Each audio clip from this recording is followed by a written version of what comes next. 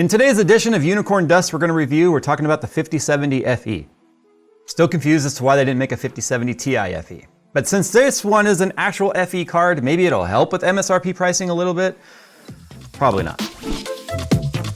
For those looking for a high-end custom gaming experience, look no further than Falcon Northwest. Falcon Northwest has been building PCs made for gamers for over 30 years with a focus on a true high-end gaming experience. Custom cases available only through Falcon Northwest feature state-of-the-art testing and design to ensure that every component is performing at their best through thermal imaging and rigorous lab testing designed and overseen by the Falcon Northwest founder himself. With a complete lineup of systems ranging from small to large, every Falcon Northwest system includes a 3-year warranty policy and a year of 2-way overnight shipping coverage, providing the ultimate peace of mind. To see all that Falcon Northwest has to offer, follow the sponsored link in the description below. All right, so this is the NVIDIA Founders Edition of the RTX 5070. Embargo lift is today. They go on shelves tomorrow. Whatever the date is, the 5th of March is when they're actually going to be on shelves, theoretically. We're only going to be reviewing the FE. We're not doing any partner cards this time around. So usual suspects when it comes to the type of review we're going to do here. We got average FPS, 95th percentile, 99th percentile in terms of FPS.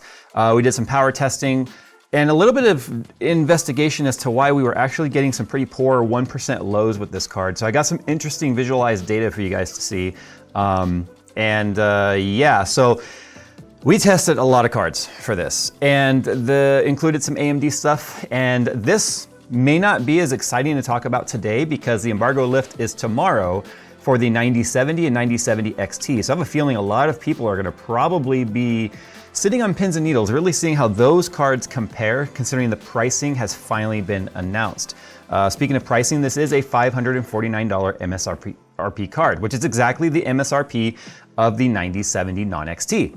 And the 9070 XT comes in at $599. So it is getting very crowded in that $550 to $600 price point. Unfortunately, since there is no Founders Frontier / reference card for the 9070 9070 XT, that might be a free-for-all when it comes to pricing. So anyway, moving forward, $549 MSRP. If you look at the styling on it, it definitely looks like I'm holding a 5090. Like I'm a big dude. Like people see me in real life, they're like, "Oh my God, you are way taller and way bigger than I expected." So just I feel like a giant holding the 5090. This is the 5090. I'm just that big. No, this is a 5090 right here. So it's just like little brother, like literally. Notably, it is not a pass-through cooler. If you can imagine how small the PCB would have to be. Although I bet you anything they could have done it with this card if they wanted to. So it is not a true flow-through design. This side is fully open though. The PCB does have a curve built into it so that the air can pass through. And then the air going in this fan does exhaust out the back of the case, as you can see with the vent right there, in a very traditional layout, which is pretty much exactly how the 4070 design is. And then the 3070 is just a dual axial fan that exhausts out the rear of the card. It's right here. Actually, no, it is a blow-through. I forgot that is one of the first blow-throughs they did. Whatever. That's old though, no one wants to play with that anymore. Okay, I kid. So talking about key specifications though, there's 6,140 CUDA cores on the GB205 core found on the 5070. Both the 4070 and the 3070 have 5,888 CUDA cores, but they're on 2 different architectures. RT core count though is like really hardly moved at all. It's just obviously running the 4th gen RT cores in the 5070 at a total of 48 RT cores. 46 found on both 4070 and 3070. The difference is we have 2nd gen RT cores found on the 3070 and 3rd gen RT cores found on the 4070. So the performance uplift you're gonna see when it comes to RT performance is a generational uplift rather than it being more of a brute force approach of adding more RT cores. When it comes to tensor cores, we have 192 of the 5th gen tensor cores found in the 5070, 184 of them found in the 4070, those are 4th gen cores, and then 184 also in the 3070, but again, 3rd gen cores. ROPS, that's always been an interesting discussion. Well, actually no, it's been a quite boring discussion that only people started talking about or even thinking about because of the fact that they've been missing on the 5090 and the 5080 and the 5070 Ti. So I had zero reason to assume there won't be 5070s that pop up missing ROPS as well. Ours is not though, we are having all 80 accounted for. So there's 80 on the 5070, 64 on the 4070, and interestingly enough, 96 of them on the 3070. So based on the date on the box of when this card was manufactured, and when news started popping up of certain cards missing what appears to be an entire cluster of ROPS, And when NVIDIA says, hey, we figured it out, it's weird that they had it already figured out and apparently already fixed prior to anyone's videos going live. Tells us they obviously already knew about it and they hoped nobody would talk about it or notice, but unfortunately we did. But again, based on the whole timeline, I have no reason to believe 5070s won't pop up with some missing clusters either. It's just all too bunched together and they're all coming from the same mass manufactured wafer, and whatever is causing some of those ROPs to get fused off has not been totally discovered yet. So just know if you buy a 5070, you might end up missing some ROPs. Just the timing is all too close together. So the 5070 has 12 gigabytes of GDDR7 on 192-bit bus. It's a PCIe Gen 5 device, which as we know in the 5090 barely means anything, so obviously means nothing on the 5070, for a total memory throughput of 672 gigabytes per second bandwidth. Now it's important to note the 4070 also is on 12 gigabytes of GDDR6, but the 3070 is actually running 8 gigabytes of GDDR6. So you'll notice actually on Stalker 2 in our benchmarks when we get there, and you might have noticed this also with our 3070 Ti, which is also 8 gigabytes, the game wouldn't run. It actually would run for a few seconds and then completely shit the bed, giving us about 0.5 FPS once that frame buffer became fully utilized. So that's why there are big fat zeros on our chart, because it's the first test we've actually got with our settings and the way it's set up on the Epic settings, which is we test everything at almost max settings to kind of see what the worst case scenario would be. It's really the first time we have a hardware that is too far behind than the requirements, and although they're not 4K cards, we continue to show the data because if you ever wanted a 4K panel, we think it's important to know what the FPS impact might be going from something like 1440p to 4K. It's important to note the 5070 though is a very strong contender at 1440p. Many games is capable at 4K if you lower the settings. Obviously it's a 1080p card, no problem whatsoever if you wanted to run like esports titles or whatever and get high frame rates. Speaking of frame rates and such, the base clock is a 2325 with a boost clock of 2512 on the 5070. Obviously GPU boost logic is going to take over, where if you have plenty of power headroom and temperature headroom, it will push those clocks much higher. In our instances, it was pushing them over 2800 megahertz, which is an additional 300 megahertz overclock, giving us about 550 megahertz of total automatic overclocking that takes place over the base clock. It is a 250 watt thermal design though. That's where you start to realize most of the generational gains that we're seeing here, although it's got a bump in CUDA cores and such, really comes from 50 series mentality of let's just turn the power knob up some more. I mean, we saw that across the board. Every card pulls more power than its previous or versus its predecessor. So this is a 250 watt card. The 4070 right here is a 200 watt card versus the 220 watt card found on the 3070. So it's funny, the 4070 was actually a power drop from 220 to 200. And then now it is 25% more power on the 5070 at 250 watts. So let's talk about gaming performance here. We'll go ahead and put the charts up, typical fashion. We're just gonna kind of go through them. We're not gonna talk about them, we'll just pause them on the screen. You can see where they land versus previous gen and obviously the higher end cards. So if you were considering maybe going with like a 5070 Ti, it's on there. Obviously, if you want to go with like a 5080 or compared to a 4080 or 4070 Ti or 4070 or 4070 Super or 4070 Ti Super and all the stupid 70s that exist. The one thing to consider here is the price and performance gap. I really want you to pay attention to on the gaming charts as you scroll through them is the gap between the 5070 and the 5070 Ti. Not only is there a huge performance gap, there is a $200 price gap between the two. Remember, the 5070 Ti MSRP price is $749. We know that is a launch number. There are a handful of cards out there that exist at that price point, but realistically it is closer to $850 to $900, which is absolutely ridiculous and still selling out at that price, which is ridiculous. With this being a $549 card tells me you can obviously expect a 5070 Super at some point and probably a 5070 Ti Super, which I don't know how you could do that theoretically when the 5080 is supposed to be $1,000 unless all this pricing was always by design. Moving on from pricing, it's the depressing subject we all know and expect. Performance uplift generationally. This is the first time I've actually done a performance generation uplift graph, which is kind of interesting. So if we compare the 5070 uplift versus the 4070, across our gaming suite, this time including our synthetics. I wanted to include the synthetics to just kind of show you guys how those impact the overall numbers. We have a 22.1% uplift across the board, all of them, from 4070 to 5070.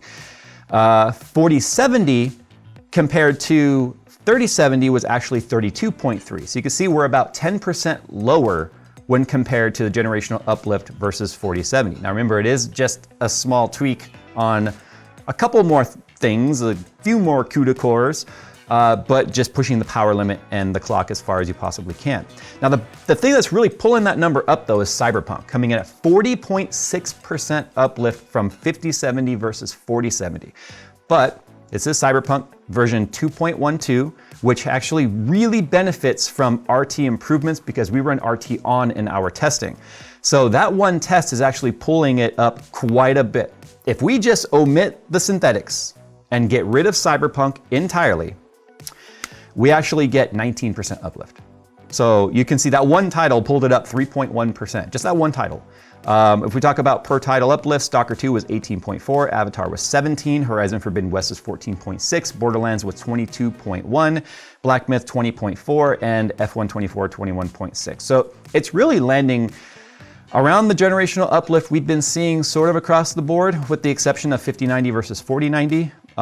Nothing really to write home about. If you could get this card at 549, it actually would be a pretty solid contender for future-facing gaming when it comes to AAA titles. I didn't even test multi-gen or frame gen at all in this particular generation. I'm kind of over it, to be honest, or this particular card. Let us not forget, this is the card that Jen Sun proudly got up on stage and said, RTX 5070, 4090 performance at $549.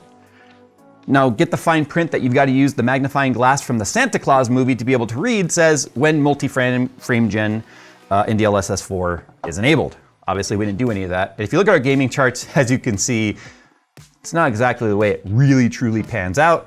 This, in my opinion, borderlines, or probably just straight up crosses the line on false advertising.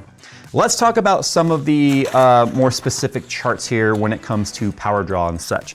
So when it comes to power draw, I do two different tests here. I do FurMark, which is just a straight up heavy load. It's got the fuzzy donut just rotating around. We use that to test both temperatures and to test power. So if we go and take a look at the FurMark temperature test, it's kind of interesting. The 5070, it ramps up pretty quickly. It actually ramps up faster than the other two cards. But then it levels off and actually starts to dip a little bit. So it did surpass about 76.5 C and then leveled out right at 75 C as the fan curve ramped up. It's almost like the temp overshot the fan curve and then the fan curve caught up and brought the temp back down. The other two cards behaved exactly as the behavior normally is. The fan speed adjusts more quickly to the load, which means it can sort of keep it from climbing quite as high as the 5070 did. Under full load though, even obviously you would expect more temperature out of a more power hungry card. So at 250 watts, obviously it leveling out at 75 degrees. The 3070, which is a 220 watt card, leveling out at approximately 72 degrees. And then obviously the 200 watt RTX 4070 leveling out about 66 degrees. So the temperature lands exactly where their power spacing lands. But real world scenario here, we can take a look at Cyberpunk 2077 when it comes to actual temperatures. The 3070 is actually the highest or hottest card at just over 70 C. The 4070 capping out at just about 66.5 degrees. And ironically, the 5070 coming in as the coolest card, landing at about 63.5 Celsius. And the reason for that is the fact that the card doesn't actually pull 250 watts when you're doing actual gaming. It actually runs out of voltage and clock speed before it runs out of power in a real world scenario. If you take a look at the actual power draw in FurMark, you can see it's a fairly solid yellow line for the 5070 at 200, it says 250 watts, but remember I measure with the PMD, what the physical power draw is, plus the PCI Express. So it's actually pulling over 260 watts out of total power. So it does overshoot that. All the cards do. There's a difference between what software reports and what actual physical limitations or physical measurements are after heat losses and other power losses are taken into account. As you can see, the 3070 FE kind of hovering right around 225 to 227. And then the 4070 has some weird behavior. I think because it's such a low watt TDP card and how difficult the fuzzy donut is to run, you see this weird kind of a wave happening there. And as the donut turns, it does different things in the test. So you can see which parts of the test are harder to run based on the power going up, and which parts of the test are easier to run as the power starts to go down. So it's not a solid line, it looks like an ocean wave, which is kind of interesting on that one.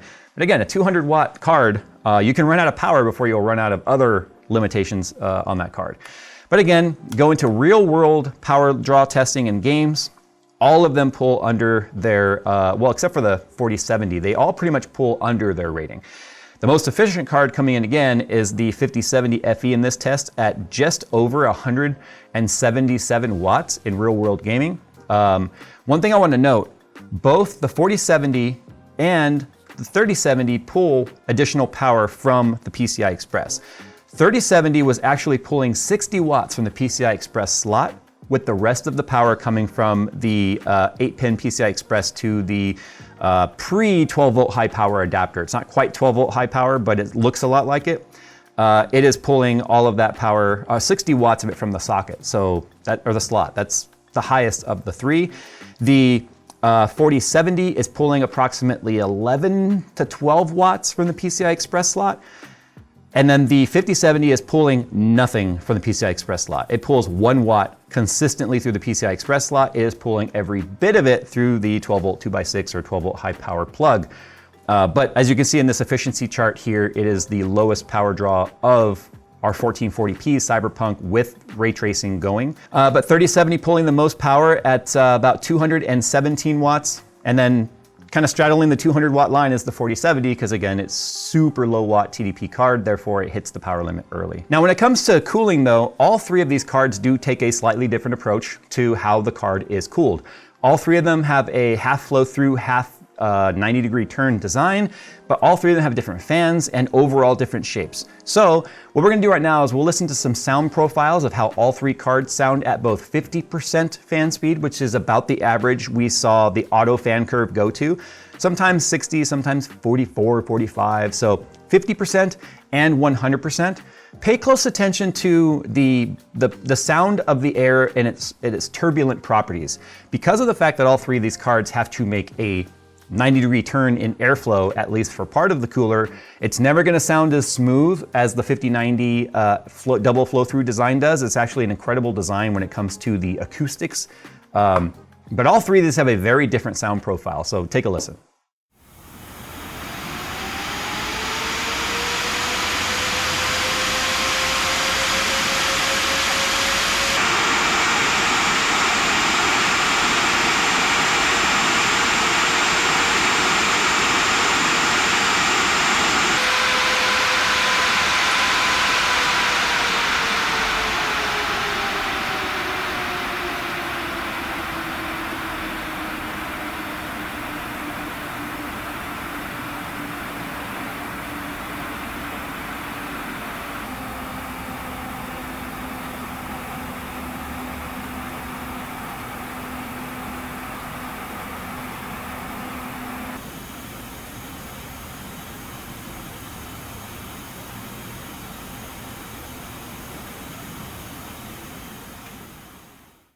Now let's talk about frame times. Frame time, all FPS is a calculation of the frame times, how much in milliseconds it takes to draw the frame, and how many of those do you get on average per second.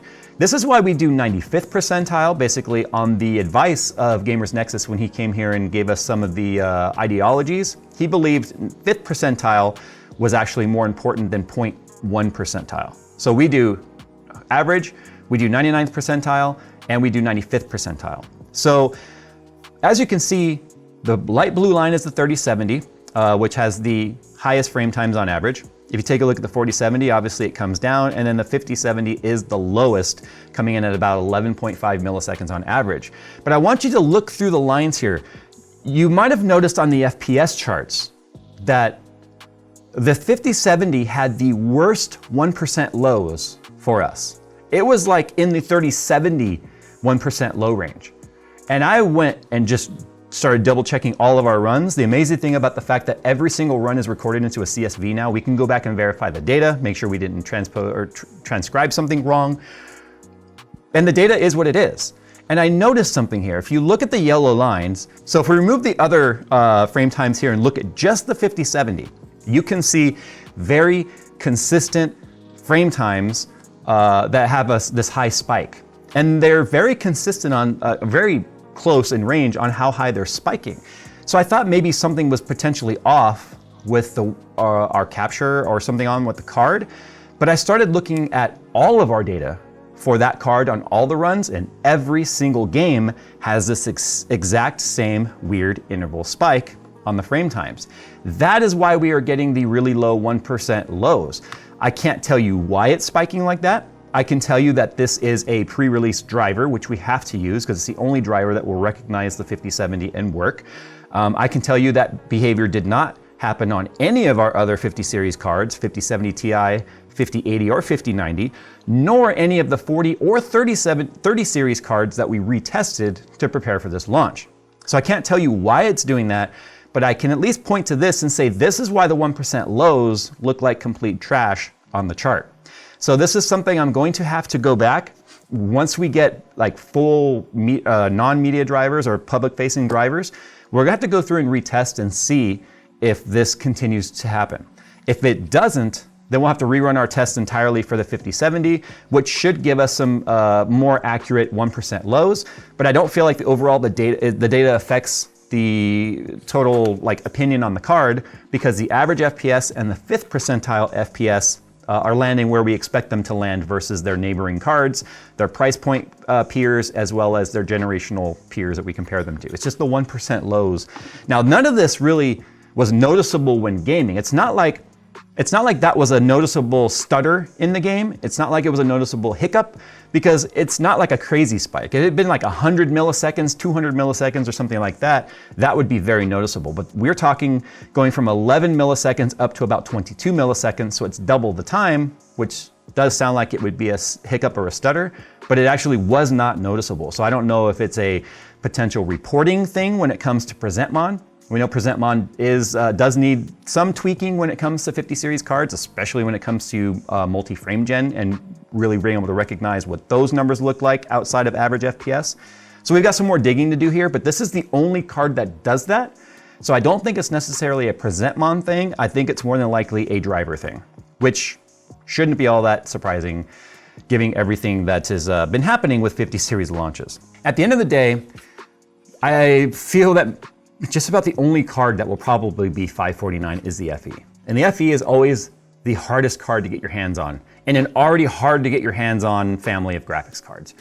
This will be different though, because it has direct competition in its exact price point, launching 1 day later. So I find it very difficult for me to give you any sort of a buy it or skip it recommendation, knowing that in 1 day, a new player is entering the chat that I can't talk about yet. But I can tell you this is a very disruptive, okay, look, the 5070, this is like Trent, captain of the polo team, right? We'll forget the other cards, right? This is captain of the polo team. He's got a girl under each arm. It's NVIDIA, right? But then the new kid wearing like a leather biker jacket comes in, just scruffy hair, just really doesn't give a shit about authority. That's what you're all gonna see tomorrow. So do me a favor, know it's a solid performing card. There is competition. You just gotta wait till tomorrow.